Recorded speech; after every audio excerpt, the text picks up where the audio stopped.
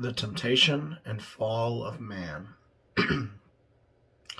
Now the serpent was more cunning than any beast of the field which the Lord had made. And he said to the woman, Has God indeed said, You shall not eat of every tree of the garden? And the woman said to the serpent, We may eat the fruit of the trees of the garden, but of the fruit of the tree which is in the midst of the garden, God has said, You shall not eat it, nor shall you touch it, lest you die. Then the serpent said to the woman, You will not surely die, for God knows that in the day you eat of it, your eyes will be opened, and you will be like God, knowing good and evil.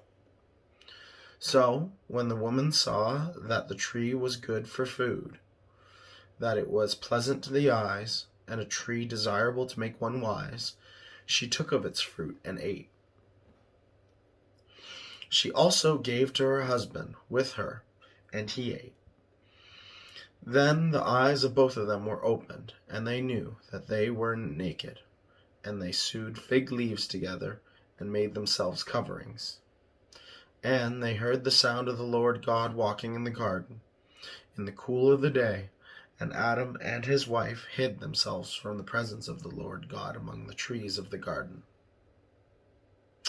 Then the Lord God called to Adam and said to him, Where are you? So he said, I heard your voice in the garden, and I was afraid because I was naked, and I hid myself. And he said, Who told you that you were naked? Have you eaten from the tree of which I commanded you that you should not eat? Then the man said, The woman whom you gave to be with me, she gave me of the tree, and I ate. And the Lord God said to the woman, What is this you have done? The woman said, The serpent deceived me, and I ate. So the Lord God said to the serpent, Because you have done this, you are cursed more than all cattle, and more than every beast of the field. On your belly you shall go, and you shall eat dust all the days of your life. And I will put enmity between you and the woman, and between your seed and her seed. He shall bruise your head, and you shall bruise his heel. To the woman he said, I will greatly multiply your sorrow and your conception. In pain you shall bring forth children. Your desire shall be for your husband, and he shall rule over you. Then to Adam he said, Because you have heeded the voice of your wife, and have eaten from the tree of which I commanded you, saying, You shall not eat of it. Cursed is the ground for your sake. In toil you shall eat of it all the days of your life. Both thorns and thistles it shall bring forth for you, and you shall eat the herb of the field. In the sweat of your face you shall eat bread, till you return to the ground, for out of it you were taken. For dust you are, and to dust you shall return.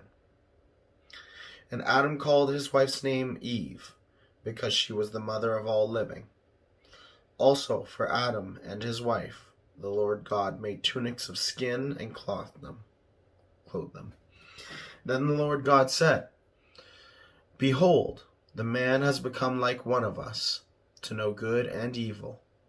And now lest he put out his hand and take also of the tree of life, and eat, and live forever. Therefore the Lord God sent him out of the Garden of Eden, to till the ground from which he was taken. So he drove out the man, and he placed cherubim at the east of the Garden of Eden, and a flaming sword which turned every way to guard the way to the tree of life.